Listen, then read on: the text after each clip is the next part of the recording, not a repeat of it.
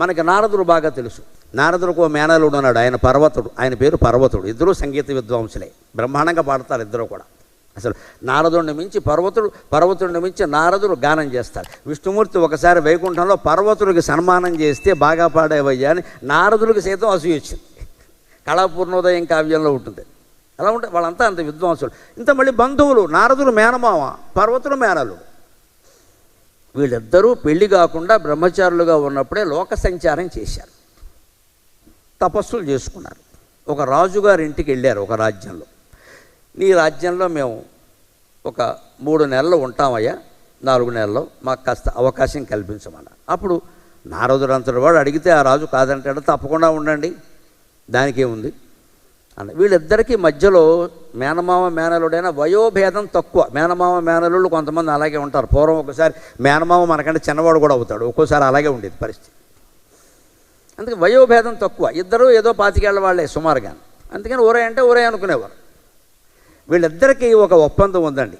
ఇద్దరు వయసులో ఉన్నారు కదా, వయసులో ఉన్న కుర్రాళ్ళు కాలేజీ వాళ్ళ మధ్యలో కొన్ని సరదా ఒప్పందాలు కొన్ని ఉంటాయి. ఈ నారదుడికి పర్వతుడికి ఒప్పందం ఏమిటంటే, ఇగో నీ మనస్సులో ఎవరిని చూసి ఏమనిపించినా సరే నాకు చెప్పాలి. అలాగే నారదుడు కూడా పర్వతుడితో అన్నాడు, నీ మనస్సులో ఎవరిని చూసి ఏమనిపించినా సరే నాకు చెప్పాలి, మన ఇద్దరి మధ్య దాపరికాలు ఉండద్దు, అన్ని మాటలు చెప్పేసుకోవాలి మనం అన్నారు. ఇద్దరు ఒప్పందం చేసుకున్నారు. నా మనస్సులో ఏమనిపించినా నీకు చెబుతా, నీ మనస్సులో ఏమనిపించినా నాకు చెప్పు అని. ఇలాగ కాగితాలు లేవు కానీ ఒప్పందాలు చేసుకున్నారు. ఇద్దరు అక్కడ ఉంటే ఈ రాజుగారు ఏం చేశాడు, మరి ఆయనకి సేవలకి రాజు వచ్చి సేవ చేయడు కదా, భార్య చేయడానికి పెద్ద ఆవిడ. అందుకని ఆయనకు ఒక కుమార్తె ఉంది, 18 ఏళ్ళ అమ్మాయి. ఆ అమ్మాయిని వీళ్ళకి సేవకి పెట్టాడు. వీళ్ళు బ్రహ్మచారులు కదా, నారదులు కదా, నమ్మకం ఎక్కువ.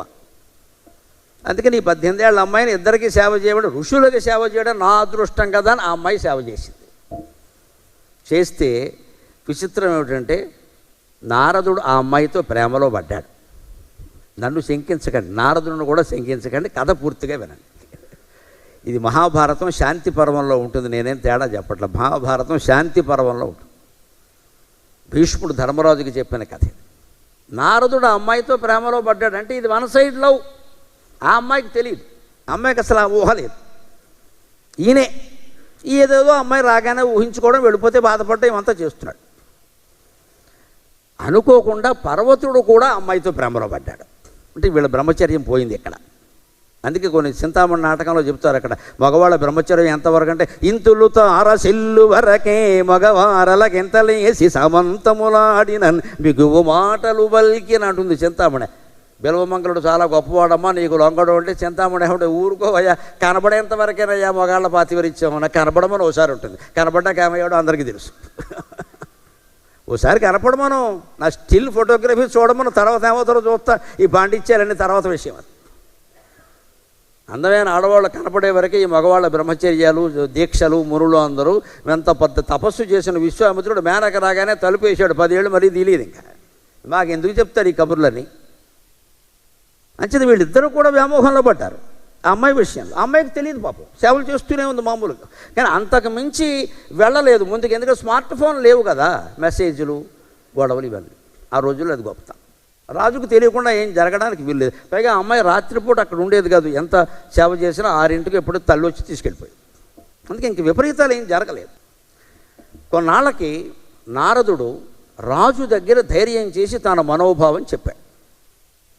నేను మీ అమ్మాయిని పెళ్లి చేసుకుందాం అనుకుంటున్నాను. ఈ రాజులకు అప్పట్లో ఎలా ఉండేదంటే, ఈ నారదుడు లాంటి వాళ్ళు మహర్షులు అడిగితే ఇద్దామంటేనేమో సన్యాసి లాంటి వాడు, ఏముందో తెలియదు, కొంప గోడీ లేదు, సాఫ్ట్వేర్ ఉద్యోగం లేదు, ప్యాకేజీ ఎంతో తెలియదు, మొత్తం లీకేజీయే. నారదుడు గౌడ పిల్లనిస్తాడు, ఇవ్వనంటే శాపం ఇస్తాడేమో, మహానుభావుడు కదా. అందుకని భయంతో ఆయన మహర్షి నేనేం చెప్పను, మీ ఇష్టం అన్నాడు. మీ ఇష్టం అన్నాడు పాపం. అప్పుడు పర్వతుడికి తెలిసింది ఈ విషయం, కోపం వచ్చింది. ఏమనుకున్నాం మన ఇద్దరం, నీ మనోభావాలు నాకు చెప్పాలి అనుకున్నావు, నా మనోభావాలు నీకు చెప్పాలి అనుకున్నావు, ఎందుకు చెప్పలేదు నువ్వు, ఆ అమ్మాయిని ప్రేమించానని. అందుకని నేను చెప్పిస్తున్నా, నారదా నువ్వు ఎంత అందంగా ఉన్నా సరే తక్షణం కోతిగా మారిపోతావని చెప్పాడు. వాడు మొహం కోతి మొహం, మనిషిలాగే ఉన్నాడు, మొహం కోతిగా మారింది. కానీ ఆ అమ్మాయి ఎంత గొప్పదంటే, ఈ నిర్ణయం అయ్యాక ఆయనకి కోతి మొహం వచ్చింది. ఆ అమ్మాయి తండ్రి వచ్చి, అమ్మ నేను ఇతనికిచ్చి పెళ్లి చేస్తున్నానమ్మా, నేను పెళ్ళయింది. పెళ్ళయిన తర్వాత కోతి మొహం వచ్చింది. చూసి నా మొగుడే, ఆయన కోతవని కుక్కవని నాకు అనవసరం. నాన్నగారు మీరు ఇచ్చి పెళ్లి చేశారు, కన్యాదానం చేశారు. ఆ వేళ బాగున్నవాడిని ఈవేళ కోతిమొహం కదా అని వదిలేస్తామా? నేను ఈ కోతిమొహం నారదుడికే సమస్త సేవలు నేను చేస్తా అని అమ్మాయి పరమపాతివ్రత్యాన్ని పాడి నారదుడితో సంసారం చేసింది. నారదుడు ఊరుకుంటాడా? కోతిమొహం అని చెప్పించాక ఇతనేమన్నాడు, నీకు స్వర్గానికి వెళ్ళే యోగ్యత లేదు, భూమండలంలో తిరుగుతూ ఉండాల్సిందే నువ్వు, అంతే, మొత్తం ఆర్డర్ పెట్టిన ఫుడ్ తినడమే, నీకు ఎక్కడ అన్నం కూడా దొరకదు పో అని చెప్పాడు. వాడి శాపం వాడిచ్చాడు. వీడు భూలోకంలో ఉండిపోయాడు. ఈయన కోతిమొహంతో ఉన్నాడు. తర్వాత ఒక ఏడాది అయ్యాక నారదుడు పర్వతుడు మళ్ళీ కలుసుకున్నాక మేనమామ మేనలుడు కదా, ఇద్దరికి ఒక కోపాలు ఎంతసేపు ఉంటాయండి? ఓ రోజు ఉంటాయి, 2 రోజులు ఉంటాయి, 4 రోజులు ఉంటాయి, తర్వాత తగ్గిపోతాయి కదా. ఒక ఏడాది అయిపోయింది కదా, ఇద్దరు ఒకళ్ళ మీద ఒకళ్ళు కోపాలు మర్చిపోయి ఏమిటో మేనల్లుండి అనవసరంగా చెప్పించామని నారదుడు, మేనమామని అలా అనొచ్చా అని పర్వతుడు, ఇద్దరు పశ్చాత్తాపడ్డారు. మంచివాళ్ళు కాబట్టి. వాళ్ళకి మనకి తేడా అది. మనకి ఏదైనా కోపం వచ్చంటే జీవితాంతం కష్ట తీర్చుకుంటాం. ఇంకా వాళ్ళు అలాంటి వాళ్ళు కదా, వాళ్ళు దేవతలు దేవఋషులు కదా. వాళ్ళకి వెంటనే పశ్చాత్తాపం కలిగి పర్వతుడు నారదుడు ఏమనుకున్నారంటే, నీ శాపం నువ్వు ఉపసంహరించుకో, నా శాపం నేను ఉపసంహరించుకుంటా అన్నారు. ఇద్దరు ఉపసంహరించుకోవచ్చు. ఇద్దరు ఋషులు. ఎప్పుడు శాపాలు వరాలు ఎలా పనిచేస్తాయంటే ఒక్క మాట గుర్తుపెట్టుకుందాం. ఆంధ్ర మహాభారతంలో నన్నయ్య గారు చెబుతాడు, చిత్తశుద్ధి కలిగిన మనుషుల శాపాలే పనిచేస్తాయి. వంకర బుద్ధి కలిగిన వాళ్ళు ఏమన్నా మనం భయపడక్కల్లా బాధపడక్కల్లా అవి పని చెయ్యవు ఖచ్చితంగా. చిత్తశుద్ధి భగవద్భక్తి ఎవరికి ఉంటుందో వారి శాపాలు పనిచేస్తాయి. ప్రతివాడు వీధిలో ఏదో అనగానే మనం కంగారు పడిపోయి ఇంటికి వచ్చి ఓహో దేవుళ్ళకి మొక్కక్కర్లేదు. ఇక్కడ వాడికి చిత్తశుద్ధి లేకుండా వాడు వంకర మనిషి అయినప్పుడు వాడి మాట పని చేయదు మనకి. కానీ వీళ్ళిద్దరూ చిత్తశుద్ధి కలిగిన వాళ్ళు. అటువంటి వాడు శాపాలు పనిచేస్తాయి. పని చేయడమే కాదు, వాళ్ళు వెనక్కి కూడా తీసుకోగలరు. ఆ చిత్తశుద్ధి లేని వాడు ఇచ్చిన శాపాన్ని వెనక్కి తీసుకోలేడు. నిండు మనంబు నవ్యనవనీత సమానము పల్కుద అరుణాఖండల శస్త్రతుల్యము జగన్నుత విప్రుల ఎందు నిక్కము ఈ రెండును రాజులందు విపరీతముగావున విప్రుడోపును ఓపండతి శాంతుడయ్యు నరపాలుడు శాపము గ్రమరింపగన్ అని నన్నయ్య గారు భారతంలో రాస్తాడు. ఒక మేధావి అయినటువంటి పండితుడికి ఒక రాజకీయ నాయకుడికి తేడా ఏమిటంటే, మేధావి అయిన పండితుడు కోపంలో ఏదైనా మాట అన్నా మళ్ళీ ఉపసంహరించుకోగలడు. ఎందుకంటే ఆయన హృదయంలో ఏం లేదు, తాత్కాలికంగా కోపం వచ్చి ఏదో అన్నాడు. కానీ రాజకీయం బాగా మరిగిన వాడు మాట ఎప్పుడు బయటికి వినపడేది వేరు, లోపల ఉండేది వేరు. మీ సేవ కోసం పుట్టాం, మీ సేవ కోసం పుట్టాం, మీ సేవ కోసం లేదు, వాడు పదవి కోసం పుట్టాడు మనకి తెలియదేటి. ఇక్కడ ఒక మేధావి అయిన పండితుడు అలా మాట్లాడు, ఆయన హృదయంలో ఏది ఉందో అదే వస్తుంది ఖచ్చితంగా, భగవద్భక్తి ఉంది కాబట్టి. అటువంటి మేధావులు పండితులు సజ్జనులు వాళ్ళు శాపం ఇచ్చినా వెనక్కి లాక్కోగలరు. కల్మష బుద్ధి కలిగిన వాడు శాపం ఇచ్చినా వెనక్కి లాక్కోలేడు, వరం ఇచ్చినా దాన్ని కాదని అనలేడు. ఈ బుద్ధిలో తేడా ఇది. అందుకని నారదుడు పర్వతులు ఇద్దరు శాపాలు వెనక్కి లాక్కుంటే నారదుడు మొహం మామూలుగా అయింది. మళ్ళీ నారదుడు అయ్యాడు, అందంగా చక్కగా అయ్యాడు. పర్వతుడికి కూడా స్వర్గానికి వెళ్ళే యోగ్యత వచ్చింది. ఇప్పుడు ఆ అమ్మాయితో వచ్చింది పేచి. అమ్మాయి ఏమని తెలుసా, నేను కోతితోనే కాపరం చేశా, కోతి ముఖం వాడితోనే కాపరం చేస్తా, ఈయనెవరో నాకు తెలియదు. అది దీని పాతివ్రత్యం బంగారంగా. ఇది కథలో క్లైమాక్స్. నేను అప్పుడు కోతి ముఖం ఉంది దీనికి, నేను ఒప్పుకున్నాను, చేసుకున్నా. మీరు ఇప్పుడు అవున్న మన్మధుడిని తీసుకొస్తే మన్మధుడు నాకు భర్త కాదు, కోతే భర్త. మళ్ళీ కోతి మొహంతో ఉండమని చెప్పింది ఆవిడ. ఇదేమిటి? ఇదే అంకిత భావం అండి. ఇవాళ కోతి మొహం కాదమ్మా, మొహంలో కొంచెం తేడా వచ్చేసరికి భార్య నచ్చకుండా పోతాం చాలామందికి. 35 ఏళ్ళు 40 ఏళ్ళు దాటేసరికి సహజంగా స్త్రీల శరీరాల్లో చాలా మార్పులు వస్తాయి. ముఖ్యంగా మోకాళ్ళ నొప్పులు వస్తాయి. ఈ చెక్కిళ్ళ స్వరూపాలు అన్నీ మారిపోతాయి. భర్త అర్థం చేసుకోవాలి. ఆవిడకప్పుడు ఆయన కొడుకు లాంటి వాడు, సేవ చేయాలంతే, మాట్లాడకూడదు. ఇంకా నడవలేకపోతే నడిపించాలి దగ్గర ఉండే. నేను ఉన్నాను కదా, నీకెందుకైనా ధైర్యం ఉండాలి. అంతేకాని కాస్త మోకాళ్ళు నెప్పెట్టేసరికి లేదా జుట్టును ఎరిసిపోయేసరికి కొంచెం ఈ చిక్కిళ్ళు ఇలా ముడతలు పడేసరికి ఎటో మా ముసిల్ది ఆయన మాట ఈయన ముసిలాడు కాదు ఎక్కడ. కొంతమంది మాట్లాడాను నేను విన్నా, భార్యని మా ముసిల్ది, ఈ నాన్న పడుచాడా, ఈయనకి 80 ఏళ్ళు తగలట్టాయి, ఆవిడకి 75, ఈయన మా ముసిల్ది అంటే ఆవిడ ఇంకా ముసిల్ది అని, ఈయన ఏదో యంగ్ అని ఈయనకి పెద్ద భావన. ఇక్కడ ఆవిడకి భర్త కంటే భార్య కంటే భర్త పెద్దవాడే కదండి, మా ముసిల్ది అంటారేంటి? మా ముసలావిడ ఏమిటండి భార్యను పట్టుకొని. రూపంలో మార్పు వస్తుంది సహజంగా. అంత తిన్న అన్నం అరగదు, అనారోగ్యాలు వస్తాయి. నేను ఉన్నాను కదా, నీకెందుకు, నువ్వు కూర్చో, నేను చూస్తా, అవసరమైతే కాఫీ నేనే కల్పిస్తా. ఇదివరకు ఆవిడ కాఫీ గ్లాస్ పట్టుకొచ్చి మనకి ఇచ్చేది, ఇప్పుడు ఆవిడగా ఓపిక లేదు, మనమే ఇస్తామండి, కలిపేది ఆవిడేగా. 2 గ్లాసులు పట్టుకొచ్చి అక్కడ పెడతాం, ఇద్దరం తాగుతాం. ఏం నష్టం ఏమిటి? అవసరమైతే నైవేద్యం కూడా పెడతాం, ప్రాణాయస్వాగా అపారాయస్వాగా అని. అదంతా సరసం, సరదా. అందులో అందులో అవమానం ఏముందండి? ప్రేమది. ఇదివరకు ఆవిడ మనకి సేవ చేసింది, 30 ఏళ్ళు చేసింది, ఇప్పుడు చేయలేని పరిస్థితులు ఉంది, మనమే చేస్తాం. ఎవరికో భార్యాభర్తలు ఎవరు ఒప్పుకుంటే వారు చేస్తారు. ఇందులో పంతాలు పట్టింపులు ఏమున్నాయి? పూర్వం ఇలా ఉండేవారు దంపతులు, ఏమనుకునేవారు కాదు. ఇప్పుడు ప్రతిదీ వచ్చేసింది ఇక్కడ. అంచేది కోతి రూపం ఉంటే తప్ప నేను ఒప్పుకోనని చివరికి పర్వతుడు, నారదుడు, వాళ్ళ నాన్నగారు అందరూ వచ్చి ఈ గొడవంతా చెప్పి ఈయన ఒక్కటేనమ్మా అని పాత ఫోటోలు, పాత ఈమెయిల్లో ఉన్న మెసేజ్లన్నీ చూపించి ఒప్పించే అప్పుడు ఒప్పుకుంది ఆవిడ. అంత కష్టమైందండి. అంటే నేను ఇతనితో అలవాటు పడి దాంపత్యం చేశా, నాకు అదే ధర్మం, ఇవెవరో మారిపోయాడేమో, మాయ చేస్తున్నారేమో, నేను ఎందుకు చేయాలి అని మాయలో పడ్డానికి ఆ అమ్మాయి సిద్ధపడలేదండి. ఇది భారతీయ దాంపత్యం. దానికి మనం కట్టుబడి ఉండాలి. ఇంకొక మాట, భార్య ఎలా ఉండాలో పూర్వం నుంచి చాలామంది చెబుతున్నారు, కానీ భర్తకు కూడా అదే ధర్మాన్ని మన శాస్త్రాల్లో చెప్పారు. భార్యకి ఏం చెప్పారు? కార్యేషు దాసి కరణేషు మంత్రి రూపేచ లక్ష్మీ శయనే చ రంభ భోజ్యేషు మాతా క్షమయా ధరిత్రి షట్కర్మయుక్త కులధర్మపత్ని. ఇది బాగా ప్రసిద్ధమైన శ్లోకం, నేను చెప్పక్కల. పనులు చేసేటప్పుడు దాసీలా ఉండాలి, కరణేషు మంత్రి, ఏదైనా సలహా ఇచ్చేటప్పుడు మంత్రిలా ఉండాలి.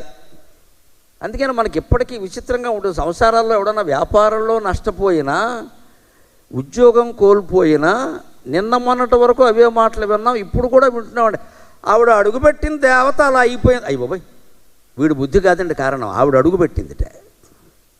నిజంగా కోడలో మరొకరు అడుగుపెట్టడం వల్ల వ్యాపారం నష్టపోతుందండి? ఆలోచించండి. అడుగుపెట్టిన వేళ ఆ వేళకి ఎందుకంటే అంత ప్రాధాన్యం ఇస్తున్నా? This is all sentiment, nonsense. అడుగుపెట్టడం ఏంటండి? 100 సార్లు బయటికి లోపలికి అడుగులు పెడతారు. ఇక్కడ ఒకరు అడుగు పెట్టినంతలో స్వర్గం వచ్చేస్తుందా? ఒకరు అడుగు పెట్టినంతలో నరకం వచ్చేస్తుందా? ఈ మాట ముందు పెద్దవాళ్ళు మాట్లాడతారమ్మా, మాట్లాడకూడదు అలాగా. అందుకే తెలివైన కోడలు ఎలా ఉంటుందంటే, ఎప్పుడైనా అత్తగారు నువ్వు అడుగు పెట్టాక మాకు బాగుందమ్మా అంటే, అదేం లేదండి అత్తగారు మీ వల్లే అని నేను చెప్పాలి. గొడవలు రేపు ఏం జరిగినా ఆవిడదే, నాదేముందండి చిన్నపిల్లనే, మీ వల్లే. రేపు పొద్దున ఏం జరిగినా ఆవిడదే. ఈ అడుగు పెట్టగానే సౌభాగ్యం అనే మాట ఆడవాళ్ళు ఎవరు అంగీకరించకండి అమ్మా. అది అంగీకరించవలసిన విషయం కాదు, అది గుడ్డి నమ్మకం. మన పొగిడారు కదా అని అంగీకరించకూడదు, అమాయకత్వం. రేపు చెడు జరిగిన వీళ్ళకే వస్తుంది అది. ఈయన వ్యాపారం పోవడానికి ఆవిడ అడుగు పెట్టడానికి సంబంధం ఏంటంటే వీడి బుద్ధి తగలబడింది.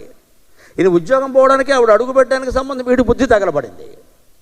ఆ బుద్ధిని మార్చుకోమనం. ఎవరో అడుగు పెట్టారు, ఎవరో ఒక అడిగేశారు, ఎవరో కుర్చీ తెచ్చి పెట్టారు, ఎవరో ఈశాన్య మూల అగ్గి పెట్టి, ఏంటంటే పెట్టేది ఇక్కడ? ఈ మూలాలను బట్టి మన జాతకాలు ఉంటాయా? వీటిని బట్టి నిలబెట్టేసుకుంటున్నాం ఇక్కడ. ఈ నమ్మకాలు చివరికి ఎంతవరకు వెళ్ళిపోయాయంటే, మన ప్రాణమిత్రుడు, 30 ఏళ్ల బట్టి స్నేహితుడు మన పక్కింట్లో ఉంటారు, వాళ్ళ ఇంట్లో శవం బయటికి ఎడుతుంటే మనం వెళ్ళలేకపోతున్నాం. ఎందుకో తెలుసా? అమ్మాయి పెళ్లి తెలబెట్టుకున్నాం కదా, నెలాళ్లలో అలా వెళ్ళకూడదు. ఇంట్లో నుంచి సలహా, నమశివాయ నమశివాయ. ఇంతకంటే ద్రోహం ఇంకోటి లేదండి, ఇంతకంటే ద్రోహం ఇంకోటి లేదు. అవతల వాడికి కష్టం వచ్చింది, వాడు పోయాడు మనిషి. 30 ఏళ్ళు స్నేహం చేశాం, 25 ఏళ్ళు స్నేహం చేశాం, మనం వెళ్ళొద్దండి? అమ్మాయి పెళ్ళి నెల్లాళ్ళు ఉంది, ఏమిటి నీకు నష్టం? మర్నాడు పెళ్లి పెట్టుకుని కూడా మృత్యు వచ్చిన చోట వెళ్ళి ఓదార్చండి అమ్మా. ఆ ఓదార్పు కారణంగా మీ అమ్మాయి కాపురం సుఖంగా ఉంటుంది. శాస్త్రాలు చదివే మాట్లాడుతున్న మొహమాటమే లేదు ఇక్కడ. ఏ శాస్త్రంలో లేదు ఈ విషయం. గుడ్డి నమ్మకాలు బాగా ప్రచారం చేసి హిందూ మతాన్ని నాశనం చేస్తున్నారు ఇక్కడ. ఎవరింట్లో ఉన్న అశుభం జరిగితే మనం వెళ్ళకు. అశుభం జరిగినప్పుడే వెళ్ళాలమ్మా. శుభం జరిగినప్పుడు నువ్వు వెళ్ళేదేంటి? ఎవడైనా వెడతాడు. పెళ్ళికి పిలవకుండానే వెడతామండి, అంత్యక్రియలకి పిలవకపోయినా వెళ్ళాలి, ఓదార్చాలి. అక్కడ అవసరమైతే ముయ్యాలి శవాన్ని. ఈరోజు శవం మోసి మన్నాడు పెళ్లి చేసినా సరే కాపురాలు బాగుంటాయమ్మా. ఏ శాస్త్రంలో చెప్పలేదు అలాగా. పిచ్చి నమ్మకాలు ప్రచారం చేస్తున్నారు ఇక్కడ. అదే ఇదే. ఇంకో మాట అంటున్నందుకు ఏమనుకోదు. పొద్దున్నే అసఖ్యకరంగా కాలకృత్యాలు తీర్చుకున్నాం. పరమ అసఖ్యమైన పదార్థం అంతా మన కడుపులోనే ఉంది. ఈ దరిద్రాన్ని బయటికి పంపాక వెంటనే టిఫిన్ చేయట్లేదండి. ఏం ఆలోచిస్తున్నారండి? ఈ దరిద్రాన్ని బయటికి పంపాం కదా అని అన్నం తినడం మానేశామా? ఒక్కోసారి అన్నం తింటుంటేనే కంగారు పడుతుందమ్మా, వెళ్ళొచ్చి మళ్ళీ అన్నం తినట్లేదా? ఆపేశామా? పూర్వం తల్లుల యొక్క సహనం ఎంత విచిత్రంగా ఉండేది అంటే, కడుపు దేవేసేవది. మాకు ఇంత తల్లులు ఉంటారా? ఇంత సహనమా? అన్నం తింటూ ఉంటే పిల్లాడు పాడు చేశాడు, ఇక్కడ అన్నం వదిలేసేది, లేచి వెళ్ళి వాడికి ఒళ్ళంతా శుభ్రం చేసేది, మళ్ళీ వచ్చి అన్నం తినేది. ఆకలి మానుకుంటామా? అలాగని పిల్లాడిని వదిలేస్తామా? అలాంటి తల్లులు పెంచిన పిల్లలం కావడం వల్ల ఇవాళ దేశాలన్నీ తిరుగుతూ ఆనందంగా ఉన్నామమ్మా, ఆనందంగా. వాళ్ళకి శుభ్రత అశుభ్రత తెలుసు కానీ అసహ్యించుకోవడం తెలియదండి. ఇవాళ ఈ పిచ్చి నమ్మకాలు బాగా వ్యాపించాయి. మా ఇంటికి నిన్నే కోడలు వచ్చిందండి, మేము మీ ఇంటికి ఏది కోడలు వస్తే ఏమిటమ్మా, కోడలు వస్తే ఏమిటైంది? అవతల ఇంట్లో మనిషి పోయాడు, మన మిత్రుడు, మన బంధువు. వాళ్ళని వెళ్ళి ఓదార్చొద్దా? అవసరమైతే శవం మోయిద్దా? అంత్యక్రియలకు కూడా వెళ్ళొద్దా? పైగా మన హిందూ మతంలో ఒక ఇబ్బంది ఏమిటంటే సాధారణంగా బంధువులే మోస్తారు, వేరే వాళ్ళు ఎవరు రానివ్వరండి. బంధువులు అంటే కులం, ఆ కులం వాళ్ళు బంధువులే వచ్చి మొయ్యాలి. అందరూ వస్తామంటే రమ్మని అనలేం, మనం రారు కూడా. మరి బంధువులు వెళ్ళక, కులం వాళ్ళు వెళ్ళక, మొత్తం ఏదో వంక పెట్టి మా ఆవిడ కడుపుతో ఉంది లేరా, నీకు ఆవిడ కడుపుకి ఆవిడ పోవడానికి సంబంధం ఏంటే? అంటే ఆ శవాన్ని దగ్గరికి వెళ్ళినంత మాత్రాన్ని ఇక్కడ కడుపు భగ్నం అయిపోతుందా? లేదా పుట్టకున్నవాడు పుడతాడా? హిరణ్యకశ్యపుడు పుడతాడా ఏమన్నా అక్కడ? హిరణ్యకశ్యపుడు ఎప్పుడు పుడతాడో చూపించారు, సినిమాలో కూడా చూపించారు. మహావతార నరసింహాలో బ్రహ్మాండంగా చూపించారు. కలవకూడని సమయాల్లో కలిస్తే, కోరకూడని కోరికలు కోరితే, భర్త కానీ భార్య కానీ బలవంత పెడితే అప్పుడు గర్భం ధరిస్తే రాక్షసులే పుడతారు, అనుమానం ఏం లేదు ఇక్కడ. ఆ మహావతార నరసింహ సినిమా చూడని వాళ్ళు ఎవరన్నా ఉంటే ఇంకా చూడండి. తెలుగు సినిమా చరిత్రలో చాలా గొప్ప సినిమా, అది అనుమానమే లేదు, చాలా గొప్ప సినిమా. నేను చూసి అనుకున్న బొమ్మలు ఇంత బాగా నటించాయంటే నటులు ఎందుకు మొత్తం పీకి పారేసి గొడవ లేదనుకున్నాను. బొమ్మలే బాగున్నాయి. పైగా ఆ సినిమాలో గొప్పతనం ఏమంటే ప్రతి మాట ప్రతి పాట అన్నీ వినపడ్డాయి, మ్యూజిక్ డామినేట్ చెయ్యలేదు. ఇప్పుడు మొత్తం సినిమాలన్నింటే పెద్ద గోల డీజీ సౌండ్. ఆ పాట ఏమిటో తెలియదు, మహారచయితలు రాస్తారు. ఆ పాట మనకి విన్నెవరు అసలు ఏమిటో తెలియదు, వినపడదు. పెద్ద సౌండ్ పెట్టి మోత, అది పాటో బేటో తెలియదు. అది మ్యూజిక్ హిట్ కాదండి, సాహిత్యం వల్ల పాట హిట్ అయిన రోజుని సినిమా ప్రపంచం మొత్తం బాగుంటుంది, అనుమానం వల్ల. సంగీతం వల్ల కాదు, సాహిత్యం వల్ల హిట్ అవ్వాలి పాట. నారాయణ రెడ్డి గారు పాటలు రాసిన రోజుల్లో అలాగే ఉండేది ప్రపంచం అంతా, సాహిత్యం వల్ల హిట్ అయ్యేది. ఈ డమడముల వల్ల హిట్ అవ్వడం ఏంటి? సంగీతం తాత్కాలిక ఆనందాన్ని ఇస్తుంది, సాహిత్యం శాశ్వతమైన ఆనందాన్ని ఇస్తుంది. సాహిత్యం అర్థం కావాలి కదా. మహారచయితలు ఉన్నారు, ఎప్పటికీ సినిమా రంగంలో మహారచయితలు ఉన్నారు, అనుమానం వెళ్ళా. నన్ను కొన్ని సందర్భాల్లో నిర్మాతలు దర్శకులు కొంతమంది మీరు పాటలు రాయడానికి దానికి రండి అంటే అక్కడ నా అవసరం లేదండి, మహారచయితలు ఉన్నారు, ప్రవచన రంగంలోనే నా అవసరం ఉందని చెప్పాను. మనం ఏ పని చేయాలి ఆ పని చేయాలి కానీ అన్నీ మనకెందుకు? అక్కడ ఉన్నారండి, చాలామంది ఉన్నారు, గొప్ప రచయితలు ఉన్నారు. వాళ్ళని ఉపయోగించుకుంటే కదా, వాళ్ళ మాట విన్నవరు. వీడెవడో ట్యూనింగ్ ఇస్తాడు, ఆ ప్రకారం రాయాలి. ఆ కర్మ ఏమిటి? నారాయణ రెడ్డి అలా రాసేవాడు కాదు, ఆరుద్ర అలా రాయలేదు, శ్రీశ్రీ అలా రాయలేదు, సముద్రాల సీనియర్ జూనియర్ ఎవ్వరూ అలా రాయలేదు. అందుకే పాత సినిమాలో పాటలు చాలా బాగున్నాయి. సాహిత్యానికి ప్రాధాన్యం ఇవ్వాలి. ఈ సినిమాలో సాహిత్యానికి కూడా ప్రాధాన్యం ఇచ్చాడు. ప్రతి డైలాగ్ వినపడింది స్పష్టంగా, బొమ్మలు కానీ ఏం కానీ. అందులో మొట్టమొదటి ఇదేమిటంటే కశ్యప మహర్షిని దితి భార్య ప్రేరేపిస్తుంది సంధ్యా సమయం. ఆయన చెబుతాడు, పాపం ఇది సంధ్యా సమయం, ఇది దంపతులు కలిసే సమయం కాదు, దేవుడి దగ్గర దీపం పెట్టుకుని దండం పెట్టుకునే సమయం ఇది. ఎందుకు నా ప్రాణం తింటామంటే నాకు ఇప్పుడే కోరిక పుట్టిందని పిచ్చెక్కినట్టు మాట్లాడుతుంది. అప్పటికే అంటాడు రాక్షసుడు పుడతాడు, పుడితే పుట్టనే, వాడే పుట్టాడు హిరణ్యకశ్యపుడు. మళ్ళీ విష్ణువు వీడి కోసం అవతారం ఎత్తాల్సి వచ్చింది. దానివల్ల చెడు పిల్లలు పుడతారు, దానివల్ల రాక్షసులు పుడతారు. కానీ శవాలు మొయ్యడం వల్ల, అంత్యక్రియలకు వెళ్ళి పలకరించడం వల్ల మానవత్వం పుడుతుందమ్మా, మానవత్వ సంపన్నులైన పిల్లలు పుడతారు. అటువంటి ప్రయత్నం